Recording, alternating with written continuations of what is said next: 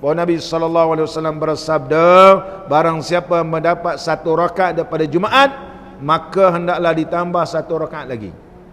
Contoh kalau kita terlambat dapat rakaat kedua bersama imam, mana imam 2 rakaat kedua, kita dapat 1 rakaat, imam beri salam, kita boleh tambah 1 rakaat lagi, maka dapatlah Jumaat. Jangan pula kita contohnya sekarang Jumaat awal, tiba-tiba khutbah pun pendek, tak sampai 1:20 habis, kena tu imam baca laju, Alhamdulillah laju je, tak ada nada dia sama, tak sampai 1:20, kita dah terlambat. Tambah kalau nak semayang ni pula, masjid ni pula kena pusing jauh pula tu. Tiba-tiba ada pula satu kereta lambat, kita tul sampai sini, tengok orang nak semayang. Jangan pula start pula enjin balik pula. Ada orang tengok Allah dah semayang dia start enjin balik. Orang rumah kata cepat awak habis semayang. Sampai orang dah semayang dia kata. Ya, teruskan semayang. Kalau dapat 1 rakaat, tambah lagi 1 rakaat. Kalau tak dapat 1 rakaat,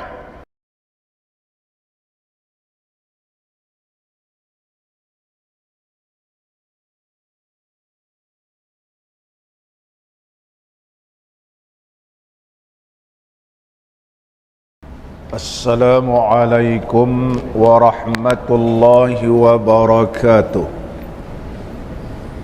Alhamdulillahi rabbil alamin, wassalatu wassalamu ala sayyidina wa nabiyyina wa habibina Muhammadin wa ala alihi wa ashabihi ajma'in.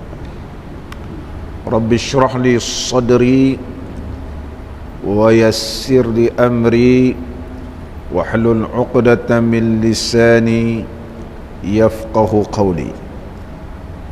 Allahumma iftah 'alaina futuhal 'arifin warzuqna fahman nabiyyin wa ilhamal malaikatil muqarrabin ya hayyu ya qayyum ya rabb Musa wa Harun wa Nuh wa Ibrahim wa Muhammadin sallallahu alaihi wasallam. Akrimna bijawdatil hifzi wal fahmi warzuqna al hikmata wa thabata al zihni wal aqli wal hilmi wal ilmi wan najahi fid dunya wal akhirah bihaqqi sayyidina Muhammadin sallallahu alaihi wasallam. Ya Rabbal Alamin, amma ba'd. Alhamdulillah, syukur kita kehadrat Allah Subhanahu wa ta'ala kerana dapat kita sama-sama pada malam ini meneruskan lagi pengajian kitab kita Syifa'ul Qulub. Masih lagi di bawah tajuk kelebihan solat Jumaat. Qala al-musannifu rahimahullahu ta'ala wa nafa'ana Allahu bi'ulumihi fid darain amin.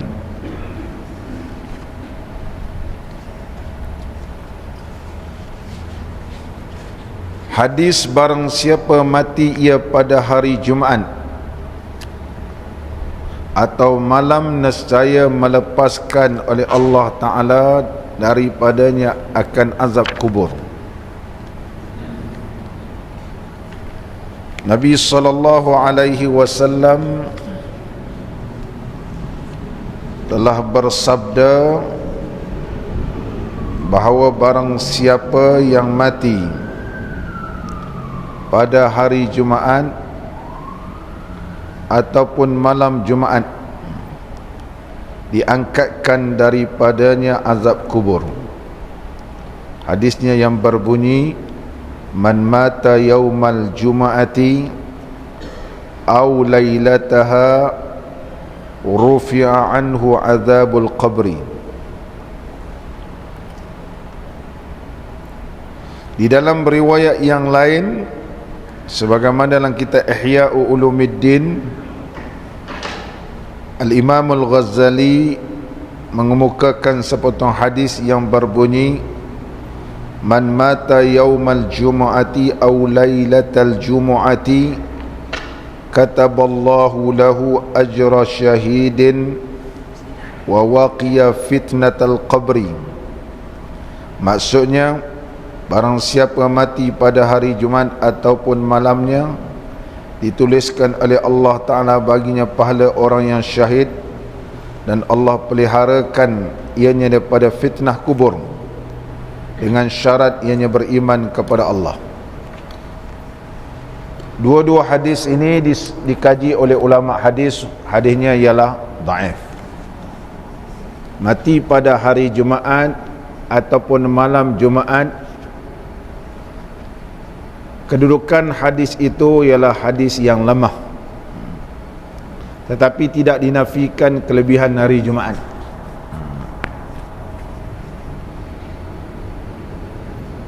Hakikat sebenar hanya Allah Subhanahu wa taala yang tahu.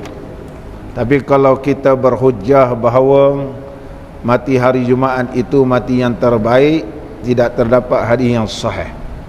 Sebab Nabi SAW juga tidak wafat pada hari Jumaat. Bila kita kata bertuahlah dia tu meninggal hari Jumaat, ataupun meninggal malam Jumaat, ya, dia dapat kelebihan pada hari Jumaat, tetapi kita tidak boleh berhujjah dengan hadis yang kita baca kerana kedudukannya adalah dhaif di sisi ulama hadis. Telah menilai hadis ini adalah dhaif, bukan seorang ulama hadis, ramai ulama hadis yang menilaikan kedudukan hadis ini adalah hadis yang lemah. Walau bagaimanapun tidak kita nafikan kelebihan hari Jumaat, kerana kelebihan hari Jumaat ini banyak disebut oleh Nabi SAW. Di antara sabda Nabi SAW, as-salawatu fil jama'ati wal jum'atu ilal jum'ati kaffaratun lima bainahunna majtunibatil kabairu, rawahu Muslim wa Tirmizi wa Ibnu Majah wa Ahmad.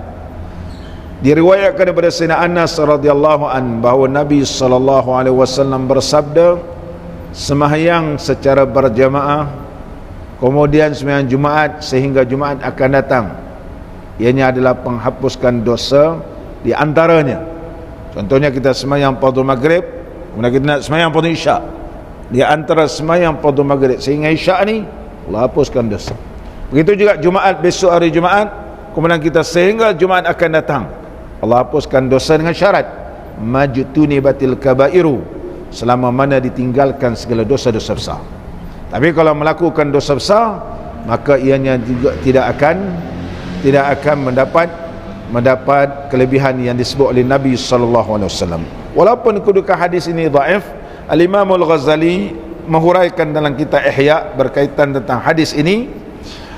Syekh menyebut bahawa sesungguhnya dimaksudkan dalam hadis ini sekiranya ianya beriman kepada Allah. Kalau orang tu bukan orang Islam ataupun bukan orang yang beriman, walaupun dia mati hari Jumaat, maka dia tidak akan mendapat kelebihan ini.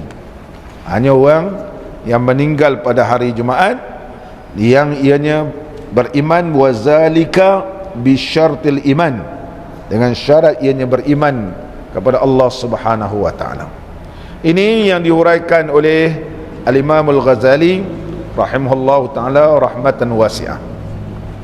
Muslimin dan muslimat yang dirahmati oleh Allah, Sa'id ibn Musayyib radhiyallahu an, beliau berkata, la an ashhadal jum'ata ahabbu ilayya min hajjatit tatawwu'i. La an ashhada, ay wallahi la an ashhada, demi Allah bahawa aku hadir sembahyang Jumaat itu adalah terlebih aku suka daripada mengajarkan haji sunat. Mana mengerjakan sembahyang Jumaat ni apa cara pun kena usaha. Kalaulah contohnya waktu COVID-19 ini, kita ni contohnya tidak dibenarkan sembahyang ramai, hanya 40 orang terbatas katakan, kita kena usaha juga supaya dapat sembahyang Jumaat. Jangan sampai 1 tahun tak sembahyang Jumaat, sebagaimana yang disebut oleh Sa'id ibn Musayyib. Manakala Ka'bul Ahbar radhiyallahu anhu, Ka'bul Ahbar ini asalnya beliau ahlul kitab, alim tentang kitab-kitab sebelum ni, Taurat, Zabur, Injil. Kemudian beliau memeluk Islam selepas wafatnya Nabi sallallahu alaihi wasallam. Para sahabat ramai yang merujuk kepada beliau berkaitan tentang kitab-kitab yang sebelum ini. Beliau seorang yang alim dan siqah, tetapi ketika mengajar kadang-kadang terselit juga kisah-kisah ataupun cita-cita yang terdapat dalam kitab-kitab sebelum ni yang disebut Israiliyat. Dan Israiliyat bukan semua yang tak boleh pakai. Kalau cita-cita tersebut ianya bertepatan Quran dan hadis, boleh pakai. Sebagaimana Abdullah bin Abbas radhiyallahu anhuma pernah bertanya kepada Nabi sallallahu alaihi wasallam, boleh dah aku meriwayat kepada ahli kitab? Nabi sallallahu alaihi wasallam bersabda, wala haraj, boleh, tapi biar bertepatan Quran dan hadis. Sama ada Israiliyat itu berkaitan tentang cita-cita ataupun tafsir berkaitan ayat Quran, ataupun Israiliyat di dalam hadis. Israiliyat ni ada dua, Israiliyat dalam tafsir dan Israiliyat di dalam hadis Nabi sallallahu alaihi wasallam. Kalau ianya bertepatan dengan hadis Nabi, bertepatan dengan Quran, kita terima. Kalau tak, kita tawakuf. Israiliyat. Ka'bul Ahbar berkata, la an ashraba qadahan min narin ahabbu ilayya min an ashraba qadahan min khamrin. Dia kata, kalau aku minum air panas yang mengelegak, itu lebih aku suka daripada minum arak walaupun secawan. Mana air panas mengelegak, kalau minum habis petali perut itu adalah lebih aku suka daripada minum walaupun satu guk arak. Mana haram arak ni, yang sekali-sekali minum arak. Kemudian wala an ashraba qadahan min khamrin ahabbu ilayya min an atakhallafa 'anil jum'ah.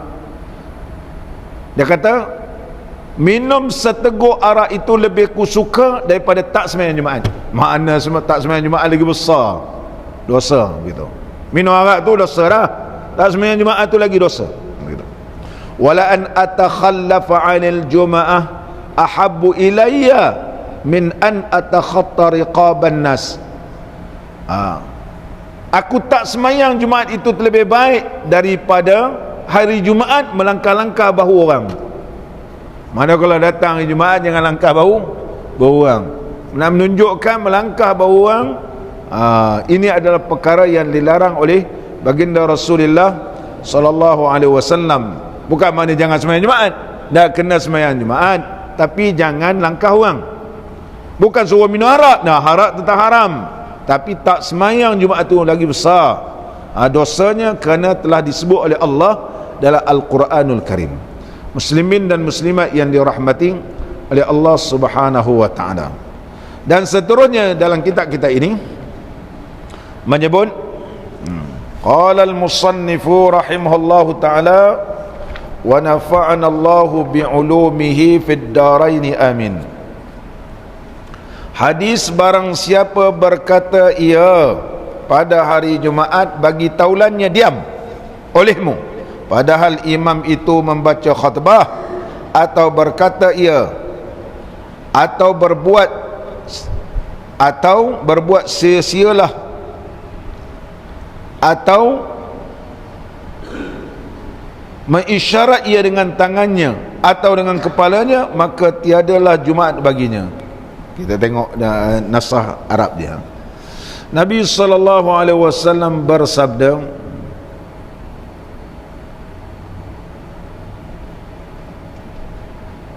man qala yaumal jumu'ati li sahibihi wal imamu yakhtubu ansit.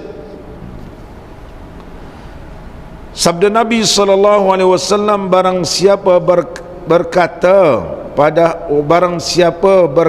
pada hari Jumaat kepada sahabatnya, ansit, diamlah, wal imamu yakhtubu, sedang imam sedang berkhutbah. Mana imam sedang berkhutbah, dia kata diam, ataupun budak-budak ni mesti diam, diam, pusing aja tu. Dia cakap diam, imam sedang khutbah. atau au takallam bi kalamin, ataupun dia berkata dengan perkataan yang tidak ada kaitan, tetapi kalau berkata ada perkataan tersebut ada kaitan. Contohnya kita kata, kalau kita tak cakap, wah ni barangkali akan terdedah kepada kebinasaan. Contohnya kalau kita semayang masjid, tiba-tiba kalau musim hujan ni kadang-kadang lipan ada, lipan pun merayap gitu, kala ke ular ke. Imam sedang baca khutbah, khatib sedang baca khutbah, kita kata tak boleh cakap, jangan cakap. Lipan. Contohnya, sedangkan lipan tu, kalau kita tak kata lipan, masuklah kain, naya kawan. Jadi ketika tu dibenarkan, kita kata lipan, betul. Orang tu terkejut, contohnya. Terkejut orang ni, lipan. Bunuh. Khatib sedang baca khutbah. Kerana ia bahaya, ular dan seumpamanya, maka ketika itu tidak termasuk apa yang disebutlah hadis ini, iaitu berkata dengan perkataan yang abas, iaitu sia-sia. Itu maksudnya. Kalau dalam kitab kita ni sebut atau berbuat sia-sia, atau berkata ia atau berbuat sia-sia. Mana dia buat perkara sia-sia yang tak ada faedah. Apa tak ada faedah? Main handphone. Tadi dia cakap tak ada faedah, ataupun buat perkara yang tak ada faedah. Orang dengar khutbah, dia main tengok Facebook, tengok YouTube, main begitu, main ni khutbah ni. Bukan catat apa imam sebut ataupun khatib bacaan khutbah, tengok WhatsApp lah, tengah baca khutbah ni. Ini abas, abas, atau berbuat sia-sia. Dalam hadis yang lain, mereka bermain-main batu. Barangkali zaman dahulu masjid ni tak ada kapet sekarang, ada batu tu, susah main batu gitu, sia-sia. Sia-sia. Ini juga termasuk sia-sia. Atau dia kata mengisyarat, isyarat sama ada dengan tangan ataupun kepala, faqad lagha, maka laghalah ia. Wa man lagha fala jum'ata lahu, barang siapa yang lagha, maka tiadalah jemaat baginya. Oleh sebab itulah negeri yang terawal,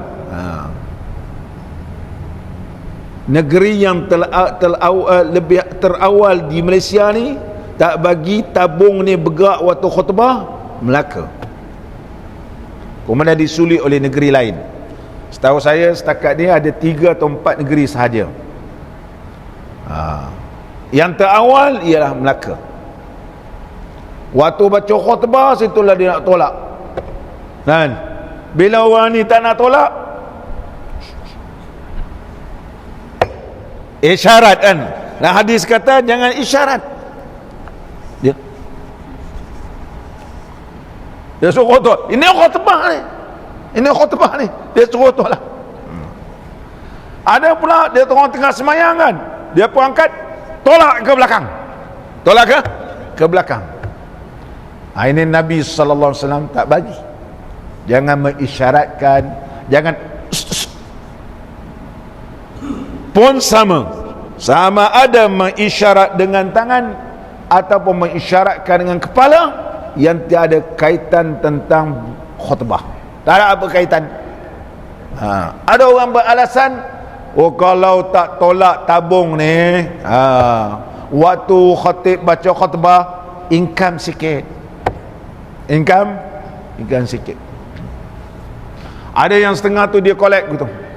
Dulu saya kalau baca khutbah sampai dia cakap, "Ustaz, kalau saya isyarat belakang dah habis collect, bawa Ustaz, barakallahu li wa lakum." Apa satu hal. Sampai dia suruh itu yang collect, dia pun sambil berdiri. Ataupun kita setengah masjid suruh budak-budak anak yatim ni collect, kan, sambil masuk dalam tu, dia masuk dalam poket budak tu, selagi masuk kan dia masuk poket dia, kan. Buat waktu baca khutbah adalah dilarang. Alhamdulillah ada beberapa masjid yang akur, letak saja tabung depan ataupun tong besar. Alhamdulillah income dia lebih banyak daripada bergerak. Allah berkati. Contohnya Masjid Permatan Duyung, dia akur, alhamdulillah, kerana Allah berkati. Kalau orang daripada awal memang nak bagi, dia akan bagi gitu. Ataupun bolehlah khatib menyebut di dalam khutbah. Khutbah yang kedua sekarang ni sebut zakat. Sebut zakat. Ya Allah, berkatilah mereka yang mengeluarkan zakat. Nampak doa ni? Kita pun tukar pula, tambah, ya Allah, berkatilah mereka pendema-pendema Masjid Al-Huda. Contohnya boleh. Ataupun tuan-tuan sidang Jumaat yang dirahmati oleh Allah, sesungguhnya kita hendak membesarkan masjid ini, maka sidang jemaah yang dirahmati oleh Allah, marilah kita sama-sama menyumbang dari sudut wang ringgit ataupun sebagainya, masjid yang kita semayang ini, supaya dapat orang ramai semayang dalam keadaan selesa. Kita akan sediakan prasarana yang baik, dan kita akan pasang aircon, barangkali memerlukan belanja yang amat besar. Contoh, lepas semayang nanti berderet orang, dibenarkan. Sebab saya pernah semayang masjid di Kota Baru, khatib ni ceramah khutbah kedua, suruh bagi derma untuk masjid. Lepas semayang berbaris orang ni, sampai tong ni penuh dah, tak boleh masuk. Kenapa? Kerana dia suruh derma selepas semayang. Orang pun berlumba-lumba. Ni dibenarkan, jangan tengah semayang, jangan tengah baca khutbah, kerana kita perlu tumpukan waktu khutbah. Lepas ni jangan suruh tolak tabung. Jangan suruh tolak tabung. Kalau saya lah contoh tabung tu lalu kan, kalau orang cuit saya diam je. Sampai dia ambil begitu, itu mana dia geram.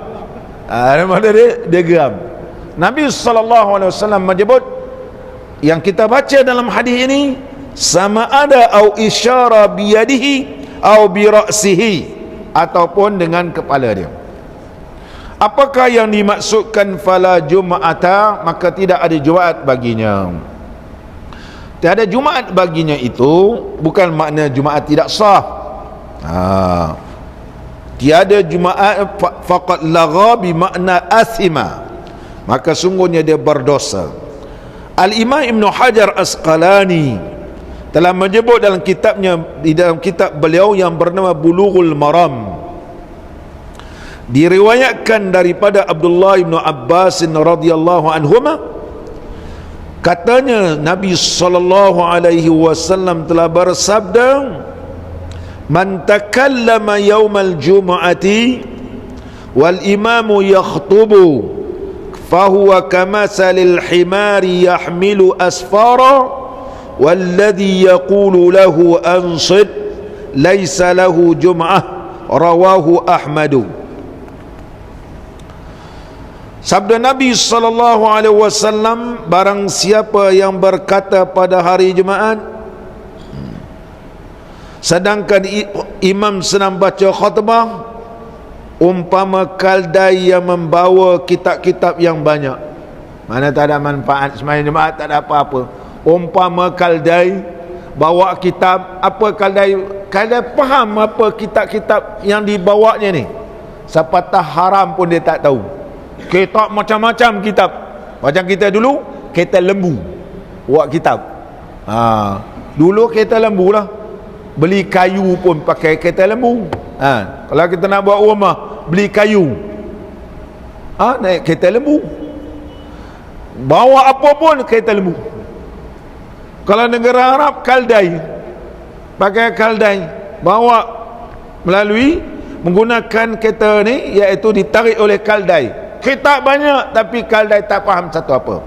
Walaupun baca khutbah sedap, hebat dan sebagainya, banyak point dalam tu, tapi orang bercakap waktu khatib baca khutbah tak ada apa-apa. Umpama kaldai membawa kitab tapi tak tahu apa, begitulah orang yang sembahyang Jumaat tak dapat apa-apa. Ini riwayat dalam kitab Bulughul Maram.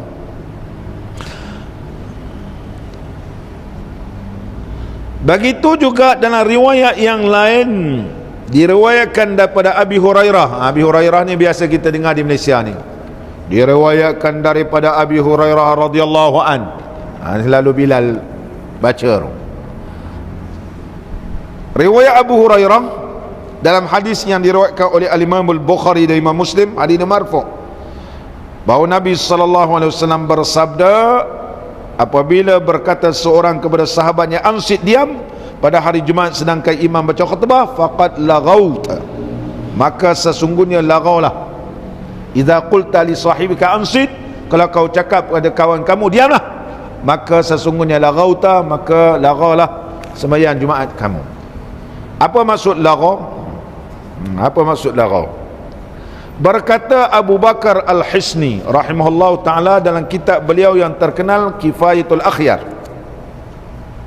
Al-Imam Taqiyuddin Al-Hisni menyebut dalam kitab beliau Kifayatul Akhyar, tajuk dia, wa hal yahrumul kalamu waqtal khutbati fihi qaulani. Adakah haram berkata pada waktu khutbah dibaca? Ada dua pandangan ulama Syafi'i dalam kitab Kifayatul Akhyar, kitab fiqh yang masyhur, Al-Imam Taqiyuddin Al-Dimashqi ataupun masyhur Al-Imam Al-Hisni. Ada dua pandangan dalam mazhab Imam Syafi'i. Qaul qadim kata haram, haram, dan berkata Imam Malik dan Imam Ahmad, berkata Imam Malik dan Imam Abu Hanifah dan Imam Ahmad, menyatakan bahawa adalah Nabi sallallahu alaihi wasallam bersabda, apabila engkau berkata kepada sahabat engkau sedangkan imam sedang baca khutbah, diamlah, faqad laghauta, sesungguhnya laghaulah. Apa maksud laghau? Laghau. 4-3 mazhab ni huraikan. Imam Malik, Imam Abu Hanifah, Imam Ahmad. Campur mazhab Imam Syafi'i ketika mana di Iraq. Berkata masuk lagha itu al-ithmu, dapat dosa. Faqad laghauta bermaksud bahawa kau telah berdosa. Faqad athimta, iaitu kamu berdosa. Manakala pandangan Imam Syafi'i ketika mana di Iraq, yang disunatkan ialah diam. Kalau ia berkata, maka sesungguhnya semayang dia itu adalah tidak dapat pahalanya menjadi kurang kerana tidak melakukan perkara yang disunatkan supaya diam. Ini pandangan ringan sedikit. Menyatakan wal insatu sunnatun, diam itulah yang sunat. Dia berhujjah. Hujjahnya ketika mana Sayyidina Umar radhiyallahu an sedang baca khutbah,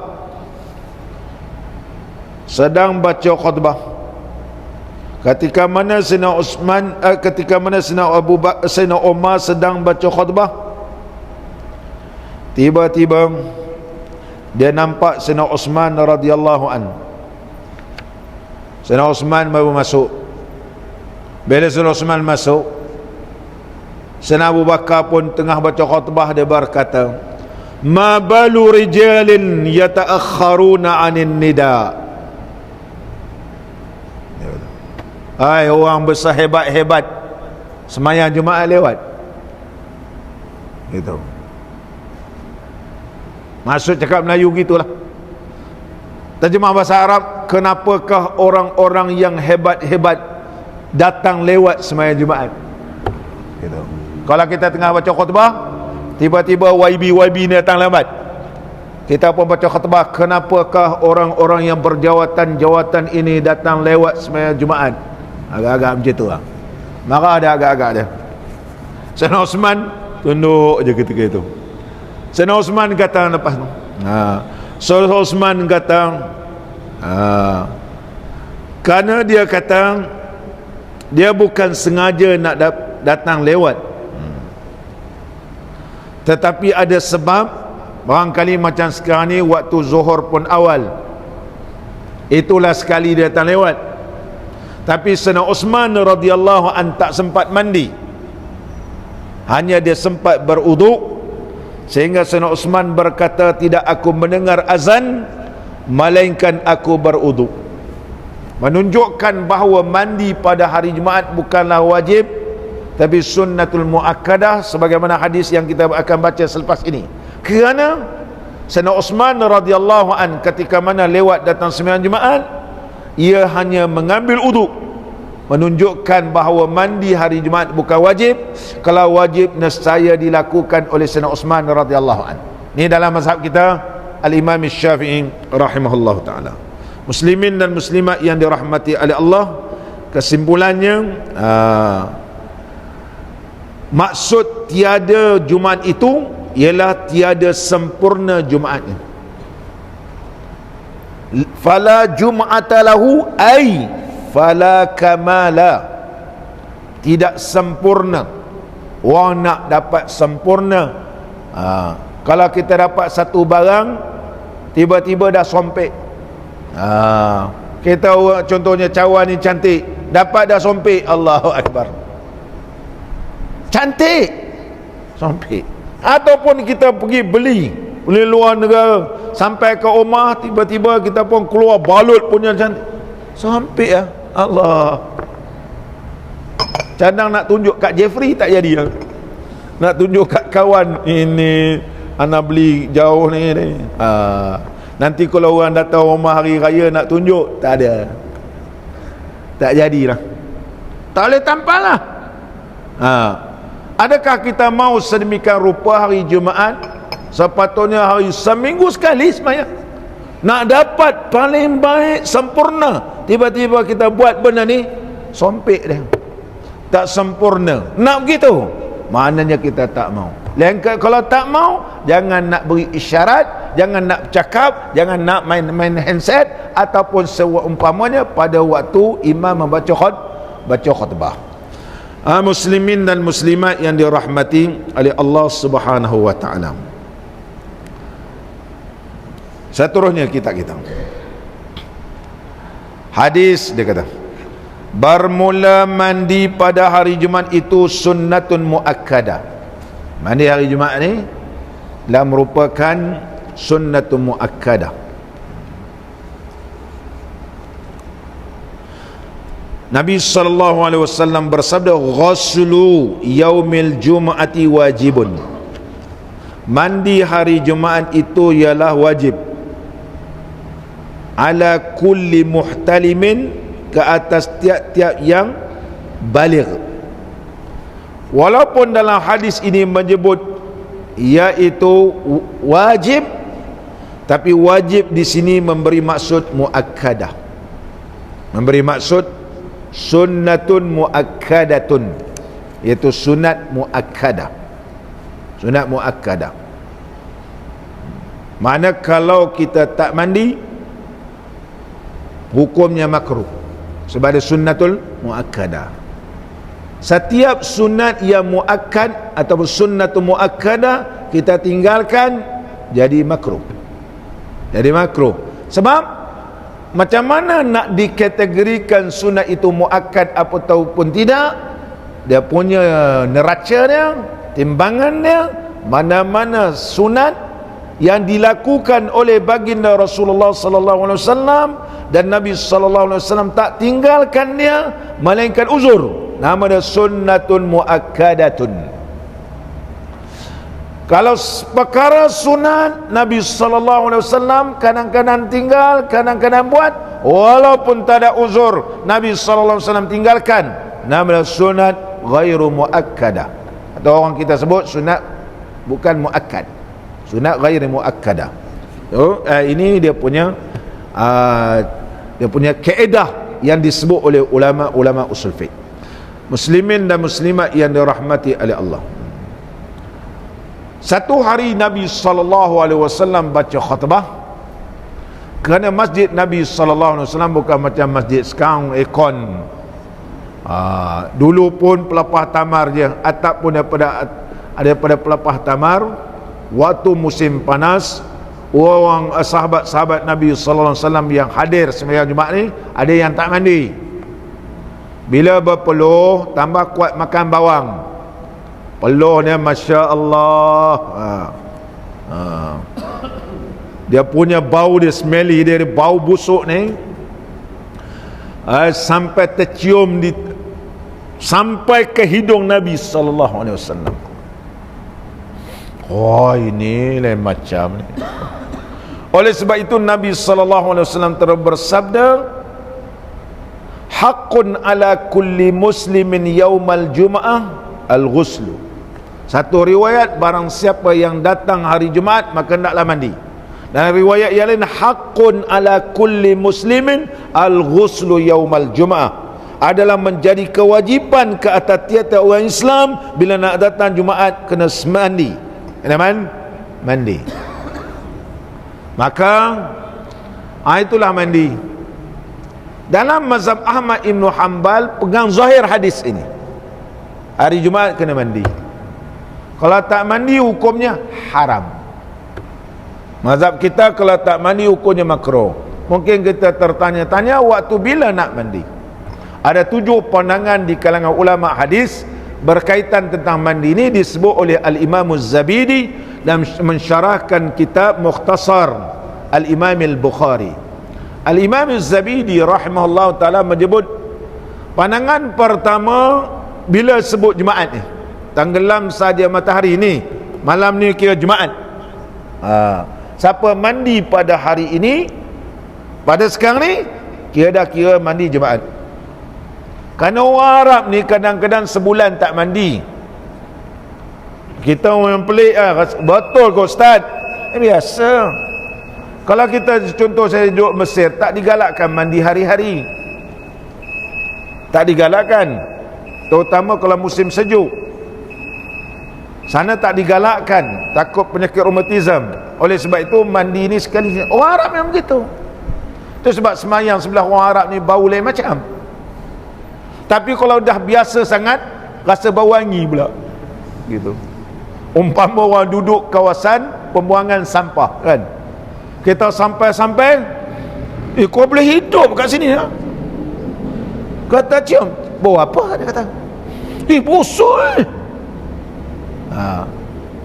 Dia tak cium apa pun. Sebab apa? Sebab dia memang dah lali hidung dia. Saya bagi contoh, siapa-siapa yang dulu menerih getah, busuk tangan ni, pegang scrub. Kalau Melaka ni lantun, getah lantun, getah scrub, getah buku. Jangan kita nak ambil nama scrub ni, tangan ni kalau setakat basuh dengan sabun cap kapak tak jadi apa. Ni orang lama-lama tahu sabun cap kapak. Lamsun lagi satu sabun, 2 je, cap kapak dengan lamsun. Tak ada nama lamsun apa nama. Dah tu kita beli pula, pergi ambil pisau belah lah, belah begitu. Itulah buat mandi, itulah buat apa, basuh, itulah segala-gala. Pergi basuh, cap kapak tu kira okey sikit lah, ada warna hijau, sabun cap kapak nama dia, nama pun cap kapak. Basuh dengan sabun cap kapak tak jadi apa. Kalau orang menerih getah ni, kemudian basuh dengan limau nipis, berbau tu, Tapi kerana dah biasa, dalam satu rumah ayah nak getah, mak nak getah, tak terbawa apa pun. Suami isteri bahagia sampai mati. Tak pernah cakap awak ni bau skrap, dia kata. Nah, apa pun. Aku dah basuh dah. Dah wangi je. Kira wangi je. Sebab apa? Sebab dah lali. Cuba sekarang ni jenis dulu menori getah, sekarang pergi menori getah, balik, ya Allah, macam-macam minyak wangi dia spray. Bau lah. Kita cakap dulu mak nori getah tak pernah sebut begitu. Bau ni, nak pergi mengaji malam ni nanti orang tercium bau skrap. Sebab apa? Sebab tak pernah dah menori getah. Dulu bagaimanapun kenduri kahwin pun tak terbau pun, sebab sudah lali. Sudah lali. Begitulah orang Arab ni, bila sedemikian rupa dia tak ada rasa apa, tetapi bau ini sampai menusuk hidung Nabi sallallahu alaihi wasallam. Nabi pun bersabda ketika baca khutbah. Maka Imam Ahmad bin Hanbal pegang zahir, siapa datang Jumaat kena mandi. Mandi ni macam mana? Mandi ni ada yang mengatakan tenggelam saja matahari pada hari Khamis, dia mandi ni ke dah dapatlah. Mana seminggu tu dia mandilah, habis daki-daki ni. Habis daki-daki ni. Kalau gigi orang Arab ni kuning, saya pernah tanya kawan saya, kau yang bergigi ni pergilah, gosoklah. Tak payah susah lah, dia kata Syukri, senang je, nanti aku beli otosol. Tu kata, betul kan? Di Mesir ada otosol. Dia kata aku besi berkilat, dia kata setakat gigi lagi kilat. Ya Allah, tak betul tak, tidak tak tahulah tu kawan-kawan. Sebab kawan-kawan dulu ramai orang kampung, kuku ni hitam-hitam semua. Sebab apa? Habis mengaji balik, tanam, pergi kebun. Arab. Saya dulu belajar bukan Kehra, saya belajar memang pelusuk kampung, iaitu di Tonto tempat saya dulu. Mula-mula saya datang dulu tak ramai orang Melayu. Kerajaan Malaysia hantar ke Cawangan di antara zaman saya, kerana tak mau lagi pelajar Malaysia duduk di Kehra terlampau ramai, supaya tahu ada orang Arab di sudut bahasa dan sebagainya, dapat menguasai kalau bergaul dengan orang Arab kampung ni. Pakai orang kampung lah dulu. Malam-malam kalau kita semayang pun semayang dengan pakcik-pakcik baru balik daripada sawah. Petang-petang pun kita tengoklah bawa lembu punya besar. Kita lembu. Ini dulu saya mula-mula belajar di Mesir dulu. Saya tak duduk Kehra. Saya pergi Kehra ni dalam semasa 4 tahun tak sampai 10 kali. Tak sampai. Mula sampai, kemudian yang lain tahun dalam 1 tahun habis tinggi 2 kali je. Itu pun kalau ada wakil daripada Malaysia datang terpaksa balik, sebab jaraknya jauh. Kemudian balik Kehra, nak balik Malaysia. Saya rasa dalam masa 4 tahun saya belajar, tak sampai 10 saya balik Pekan Kehra, kerana duduk jauh naik ke tapi. Tu zaman dulu. Sekarang ni pelajar Malaysia semua tertumpu di Pekan Kehra, dan tak dibenarkan oleh kerajaan hantar lagi pelajar-pelajar di cawangan-cawangan Al-Azhar seluruh Mesir. Itu kelebihan Mesir ni, setiap tempat ada universiti dia. Itu kelebihan Mesir, dia ilmu. Setiap, contohnya Melaka, sini pun ada universiti, Alor Gajah pun ada. Kita pergi ke Jasin pun ada, sebab orang dia ramai. Dia menekankan tentang ilmu, muslimin dan muslimat yang dirahmati oleh Allah. Oleh sebab itu di sana ramai ulama, sebab dia banyak tempat pengajian, ramai ulama. Terutama orang kampung ni, asalnya mereka ni memang mengaji, dia memang banyak. Dan kitab di Mesir ni paling banyak. Nak yang baik pun ada, nak yang tak baik pun ada. Macam-macam ada, sihir ke apa semua ada, macam-macam. Pergi Saudi dia terhad kitab. Mesir walaupun duduk di mana pun, kitab ni tapi jalan ni penuh kitab. Penuh ni kedai ni, kalau setakat macam ni masjid, tapi ni penuh kitab. Itu budaya di Mesir, dia lain sikit. Muslimin dan muslimat yang dirahmati oleh Allah. Sama balik kita. Jadi Pandangan yang kedua pula kata dikira 12 ke atas. Mana tengah malam bila dia melangkau sahaja 12 ke atas baru kira Jumaat. Kalau nak mandi, mandi selepas itu. Pandangan yang ketiga mengatakan iaitu sebelum fajar. Bila contohnya kalau kita nak sembahyang fardu subuh, kita berniat waktu nak sembahyang subuh ni, kita mandi, niat mandi hari Jumaat, maka hasillah mandi Jumaat. Ada orang bekerja hari Jumaat, kita kerja hari Jumaat, takkan kita nak mandi selepas azan subuh? Dah tentulah kita mandi selepas sebelum subuh. Jadi kita bangun pukul 5, kita mandi, kita berniat mandi Jumaat sesuai zaman sekarang. Kita pakai pandangan yang ketiga ni. Dan tu kita pergi kerja. Oh, bila kita pergi kerja tempat jauh, mana ada kita dekat pejabat kita mandi Jumaat? Takkan nak balik rumah pun dia jauh. Kalau kerja Putrajaya nak balik macam mana pula sini? Semayang kat Putrajaya. Semayang contoh kalau kita kerja di Seremban dan sebagainya. Ataupun kita kerja di tempat yang jauh. Walau Melimau ke di Alor Gajah dan sebagainya. Takkan nak balik-balik di Melaka Tengah ni. Pandangan ketiga ini boleh dipakai. Jadi ketika itu kita berniat mandi Jumaat hasil, ataupun kalau boleh selepas terbit fajar, selepas terbit fajar, dan seterusnya selepas terbit matahari, yang terlebih afdal sebelum pergi sembahyang Jumaat. Sehingga disebut di dalam mazhab yang lain adalah terlebih afdal, sebab negara-negara lain macam Mesir, Arab Saudi, negara Arab ni dia memang tak semayang, dia memang tak kerja hari Jumaat. Jumaat ni kira cuti. Adalah terlebih afdal pasangan suami isteri ini bersetubuh pada siang Jumaat. Mana subuh tu dia bersetubuh dah. Bila dia bersetubuh dengan isteri, kemudian dia mandi, dua-dua dapat mandi. Bila dia dah bersetubuh waktu siang lepas subuh Jumaat ni dia bersetubuh contohnya, maka pandangan bagi lelaki ni terpelihara. Sebab apa terpelihara? Kalau dia berjalan ke masjid pun nampak orang, dia dah lepas dengan isteri dia. Dah. Tambah kalau tua-tua ni lagi lah. Dia dah khalas.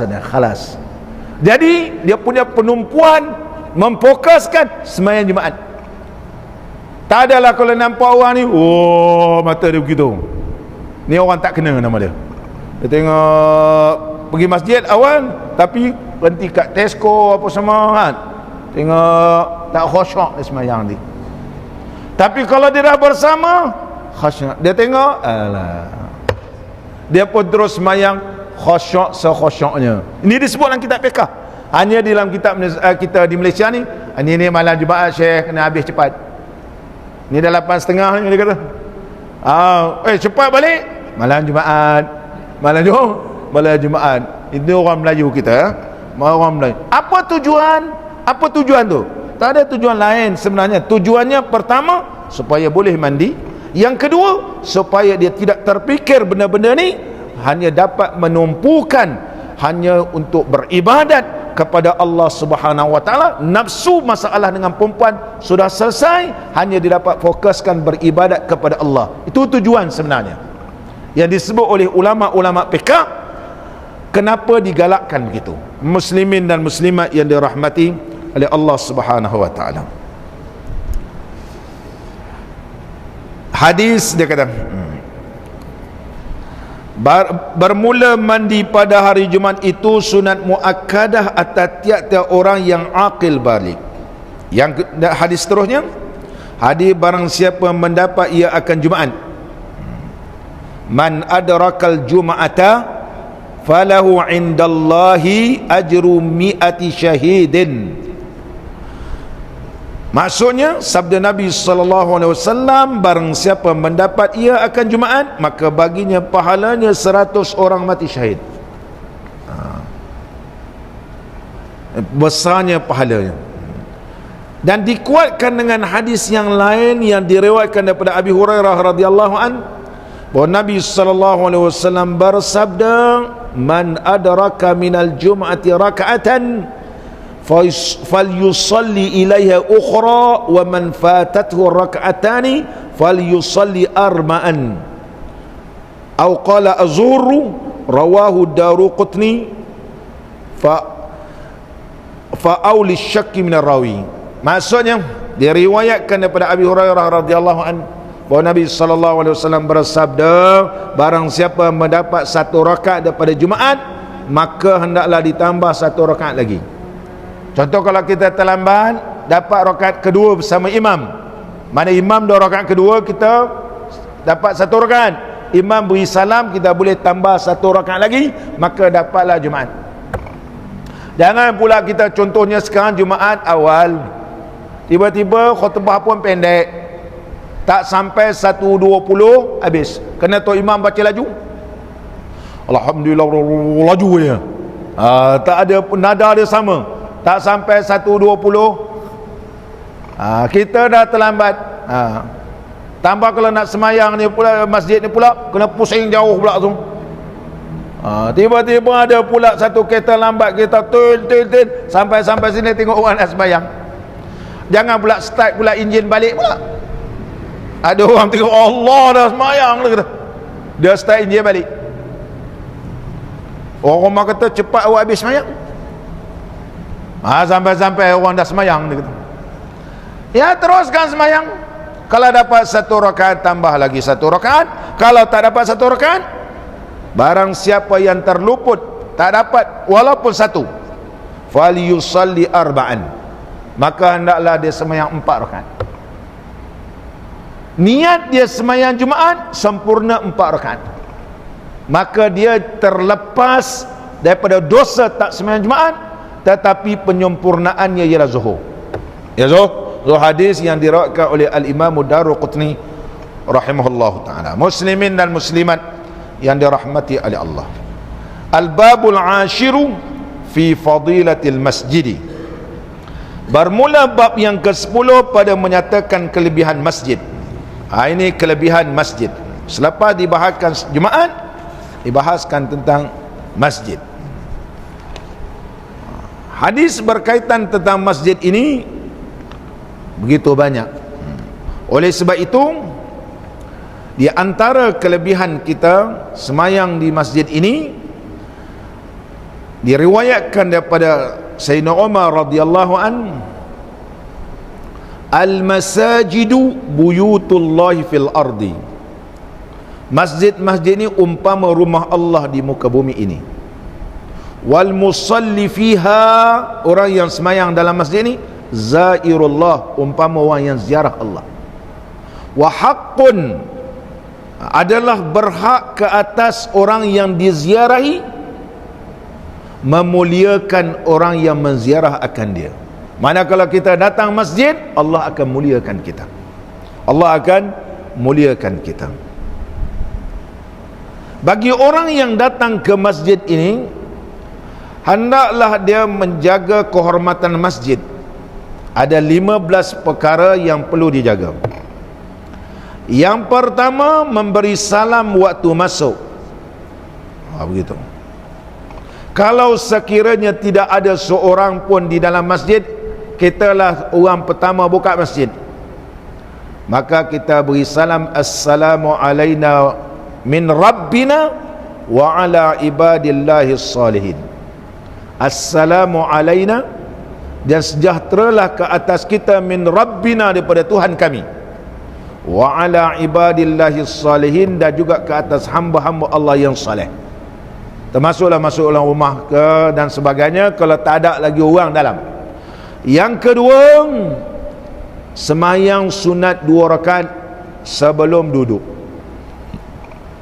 Ini berdasarkan hadis Nabi sallallahu alaihi wasallam, likulli syai'in tahiyyatun wa tahiyyatul masjidi raka'atani. Tiap-tiap sesuatu itu ada tahiyyahnya. Bagi tahiyyah penghormatan masjid lah semayang 2 rakaat. Tahiyyah hari Jumaat, penghormatan hari Jumaat, khutbah. 2 khutbah ialah penghormatan hari Jumaat. Penghormatan masjid ialah tahiyyah. Penghormatan kita bertemu dengan sahabat, assalamualaikum bukan good morning. Assalamualaikum. Itu sebab ada seorang yang dia ni padri, ada dalam YouTube kisah dia ni. Seorang padri pergi Mesir. Dia masuk Islam bukan orang ajak dia masuk Islam, tapi dia tengok orang Mesir ni dia lain daripada bangsa Arab lain. Kalau pergi Mesir, kasut kita ni kita boleh suruh orang cuci. Dulu 25 sen ya zaman saya. Baru ni saya pergi lebih kurang 10 pound Mesir lah. Murah lah 10 pound Mesir, lebih kurang RM1 kita. Lebih kurang RM1 kita ya. Kita letak kasut, dia gosok-gosok duduk. Orang putih ni pergi ke Mesir, orang tukang budak yang cuci kasut ni, yang kilat kasut ni, Assalamualaikum. Assalamualaikum. Negara Arab yang suka beri salam saya.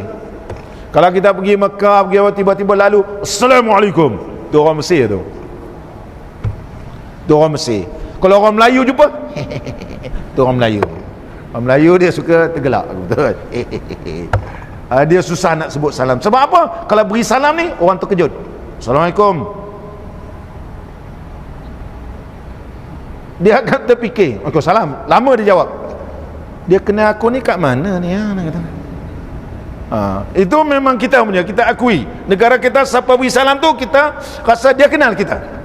Tapi orang Arab Mesir ni memang betul. Pergi mana? Hatta dalam tandas pun. Assalamualaikum.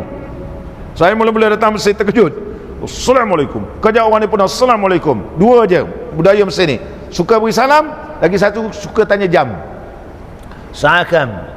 Sikit-sikit dia tanya, pukul berapa? Pukul berapa? Jalannya dia tanya, pukul berapa? Jalan je, pukul berapa? Dia start dia beritahu. Jangan pelik duduk Mesir. Saakam. Pukul berapa? Dan Mesir kalau bercakap dia tak ada minit-minit. Kalau sekarang ni kita kata pukul 9, dia macam orang putih juga. Pukul 9 kecuali setengah. Mana 8:30? Pukul 9 kecuali setengah. Pukul 9 kecuali 15 minit. Kecuali suku. Mana 8:45. Dia style dia begitu. 8:50 ke 8:55 kita jawab sama je begitu. Ini adat negara Arab berbeza-beza. Sama balik kita. Muslimin dan muslimat yang dirahmati oleh Allah. Tahiyyah kalau kita duduk kita berada di Arafah pada musim haji, tahiyyahnya haji ni ialah wukufnya Arafah. Tahiyyah Mina melontar. Tahiyyah Muzdalifah bermalam. Ini tahiyyah nama dia. Jadi tahiyyatul masjid ni orang banyak tanya, Ustaz, saya masuk masjid bila setengah azan. Nanti saya tunggu azan habis, adakah luput sembahyang tahiyyatul masjid? Perbincangan ni luas di kalangan para alim ulama. Di antara syekh yang terkenal membahaskan begitu panjang, Al-Imam Jordani rahimahullah ta'ala dalam kitab beliau Fathul Alam. Kalau kita masuk, kita berdiri, kita nak jawab azan. Kalau kita semayang, orang tengah azan. Nampak ni? Nanti kalau kita dah habis azan, kita tengah semayang pula, imam baca khutbah. Nampak ni? Dilema. Macam mana? Tadi kata tak boleh cakap, imam baca khutbah tak boleh cakap. Nampak ni? Jadi tak boleh cakap itu ialah yang tidak ada kaitan bab semayang. Tapi kalau kita semayang tidak dikirakan bercakap. Contoh, Sulaik radhiyallahu an datang masjid, dia terus duduk. Sedangkan Nabi sallallahu alaihi wasallam sedang baca khutbah. Maka Nabi sallallahu alaihi wasallam tanya, "As-sallaita ya Sulaiku?" Wahai Sulaik, dah semayang 2 rakaat? Dia kata belum semayang Rasulullah. "Shalli raka'atain." Semayang sekarang 2 rakaat. Mana tahiyatul masjid. Ini menunjukkan bahawa sesungguhnya walaupun khatib baca khutbah, kita sembahyang tahiyatul masjid tidak berdosa dan tidak termasuk larangan Nabi sallallahu alaihi wasallam. Jadi tempoh kita berdiri ni berapa lama? Contoh kalau kita pergi melawat, tengok masjid, dah tengok-tengok, dah tangkap gambar kan. Oh, kau tak semayang atas masjid ke? Allah terlupa lah. Baru nak semayang. Kadar mana berdiri yang disunatkan kita semayang? Ulama menyebut kadar, iaitu 2 rakaat. Contohnya kalau kita berdiri menjawab azan, adakah sampai habis 2 rakaat? Biasanya tak habis. Maka masih lagi hukum sunat kita semayang tahiyatul masjid. Inilah yang dibahaskan oleh ulama kita di kalangan mazhab al-Imam Syafi'i rahimahullah ta'ala. Adapun yang ketiga sehingga ke-15, insya-Allah kita semua akan datang. Mudah-mudahan pertemuan kita diberkati dan diridai oleh Allah subhanahu wa ta'ala. Bismillahirrahmanirrahim. Alhamdulillahi rabbil alamin. Wassalatu wassalamu ala sayyidina wa nabiyyina wa habibina Muhammadin wa ala alihi wa sahbihi ajma'in. Allahumma ja'al ijtima'ana birrahmah wa iftiraqana bil maghfirah wa khatimatana bis sa'adah wa alhimna ar-rushda wal hikmah. Rabbana atina fid dunya hasanah wa fil akhirati hasanah wa qina adzaban nar. Wa sallallahu ala sayyidina Muhammad wa ala alihi wa sahbihi wa baraka wa sallam. Walhamdulillah rabbil alamin. Aqimis salat.